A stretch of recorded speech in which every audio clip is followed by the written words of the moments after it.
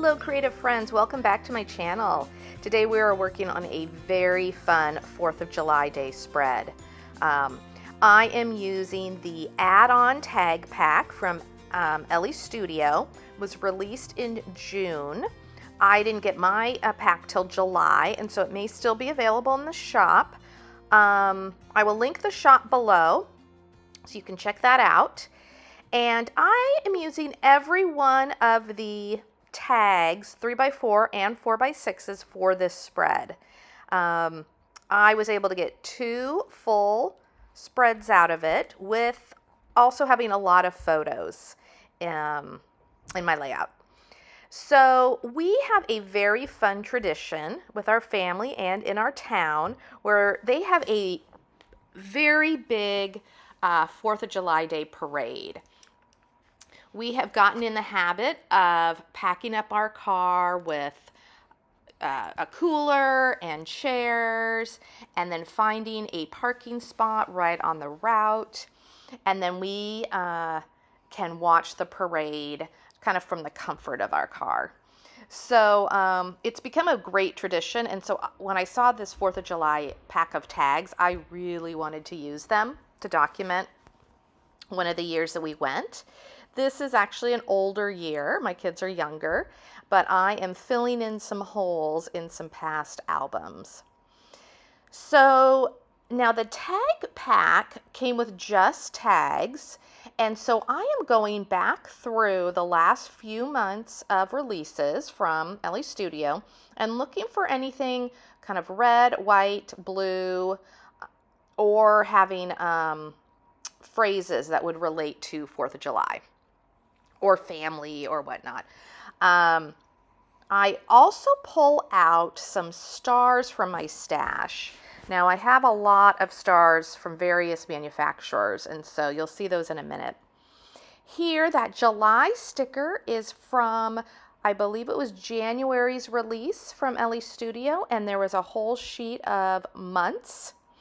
There's the stars I was looking for. And then those tickets that I put down were from the travel release, which it was either April or May. And I loved the tickets, and I thought, since this was sort of an event, we didn't need tickets to get into the event, but I thought it kind of theme-wise went together. So I pulled out some of the red, blue, and there's a little bit of pink in some of the tickets that I use. I originally was looking for some red and blue stars, and you saw some Elle Studio ones there. I ended up picking out some shiny silver ones, which end up being really, really fun and adding just a spark of shiny and glitteriness to the spread, which I love. So I am now adhering down some of the pieces that I know for sure that I'm going to use. I end up making not just a title card, but I also make sort of an ending card that mimics the look of the title card, and you'll see that in a minute as well. There we're putting on some silver stars, or at least one. I do end up putting on quite a bit more throughout the spread a little bit later. So next, what do I do next? Let's see. I am looking for, here, these were some fun word phrases, and I end up using those, several word phrases, going through onto the different pictures. There's a lot going on this spread, so I don't really embellish that much. The biggest part of the embellishing is the title and the ending card. Now I apologize, the bottom kind of corner of the video is being cut off.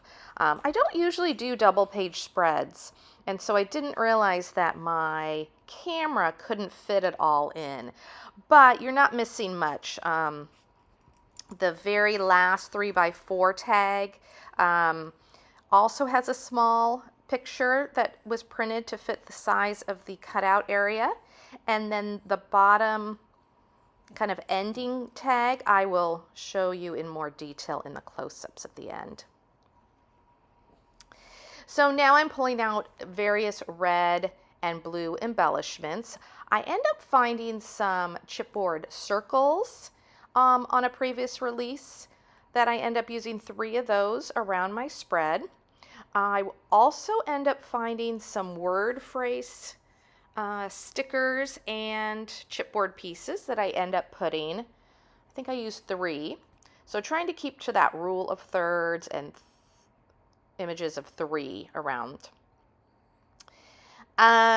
That sticker that we can see up at the top right now says being together is the best part. So I thought that sentiment was perfect. And now I'm really just auditioning a lot of different pieces. So we're going to see that process play out for a few minutes here.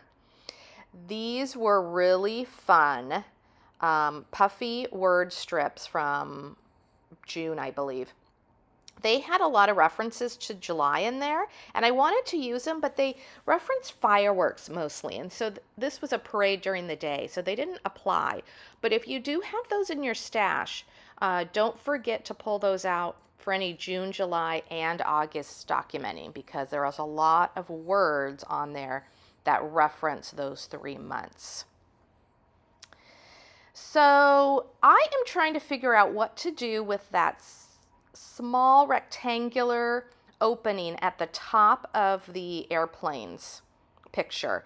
Now this sticker sheet is very old, several years old. I've had it in my stash for a while. I've used a few pieces on it, but it's always a goodie. Got to pull it out and see what I can continue to use on it.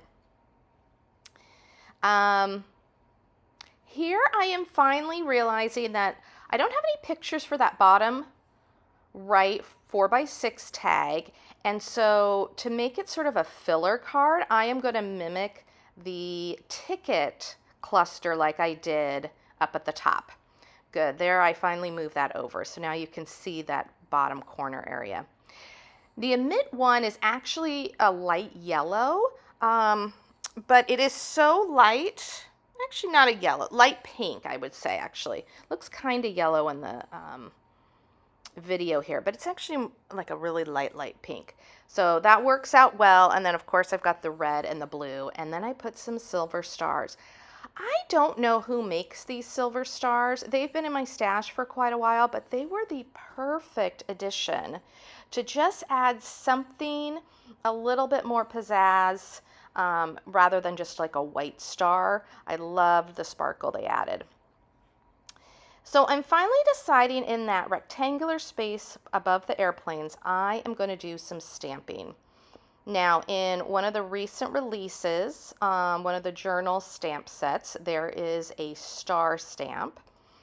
It's got 5 stars, I believe, and it won't fit across the whole rectangle. So what I'm going to do is stamp it twice. It doesn't line up exactly the way I would like, and so it ends up being a perfect place to put one of those circled chipboards that I was talking about. You can see down at the bottom with the red and white striped tag that I put a blue chipboard sticker with a heart that says fave, and I love the color matching. It was perfect. And then I also liked the sentiment because one of the parade going by our area was one of my favorite, what would we call that? Not event, but favorite parts of the parade, let's say. So then up above the airplanes, that red chipboard says 5 stars. And that was a fun flyover that we got that year for the parade. I believe these circles came out either February or March. So if you have those in your stash, might be a good time to pull those out. And then I found another word strip. This was more of a cardstock. I believe it came from the one of the kits, and it says celebrating good times, so that was perfect, and perfect place up in the sky to put that. And now I'm putting the final circled chipboard. I really just did it for the color because I wanted it navy blue. It says This Story, which works out fine. It's not very specific to this event, but that's okay. I wanted the dark blue or the navy blue. So now we've got a few more embellishing pieces to do. I really want to use this red, and there's a blue star from the chipboard add-ons from July. And we have to use the red and blue stars on a 4th of July layout. So I'm just trying to figure out where the best place to put them. You can see over on the right, just at the edge of the screen, I put one up there, put a red one over by the word family, and now I'm finding a red label phrase to put down on the bottom left with the blue star. For the most part, I am finishing up with this layout. I think I do continue to audition a few more embellishment pieces. It is, like I mentioned earlier, quite a busy spread with all the images and the photos. So I end up not really adding much more. I will do a little bit of stamping on that tag that I'm just pointing to now. In the most recent currently stamp set, there was the word celebrating, and after the word celebrating, it has a colon, and so you'll see in a second, I end up taking a sticky note, like yeah, I guess a sticky note is what they're called, and covering up putting ink, navy blue ink on my stamp, and then putting a sticky note over the colon mark, because I don't need that colon to go into that tag. See right there we go. And I'm just testing it out, make sure that it works okay. It can be tricky sometimes if the paper moves. And what I was doing there, I was putting the non-sticky part on the colon that I was trying to cover up, and then it finally dawned on me. And so then I move it around so the sticky part will get on the part that I'm trying to cover. So it took a little bit, but I got it stamped just right, the way I like it. I'm going to adhere that down. I'm going to finish off with writing my journaling into the 2 journaling tags that I have left. And of course I had to use more of the silver stars because they were just the perfect addition. I can't rave about how much I love them. I wish I knew where I had gotten them. They had been in my stash for a long time, and I almost feel like I got them at a Tuesday morning back when they were open. So who knows? But I have a lot of stars and hearts stickers that I have on a ring that I just pull out for a variety of different layouts that I have. So again, we're finishing off the journaling. If you have any questions or comments about how this spread came together, please leave those in the comment section below. I'm going to leave a link to Ellie's Studio shop, so if you want to grab these 4th of July products, you can do that. I also have an affiliate link for Cherry on Top below if you want to get any like adhesive or journaling pens or anything like that. Feel free to check that out. And I would love it if you would give me a thumbs up on this video and subscribe to my channel. It really helps with the algorithm. And if you want to get notified, hit that notify button, and then you will know when my next video pops up. I hope you get some great crafting time in your week, and I will see you in the next video. Thanks so much for stopping by.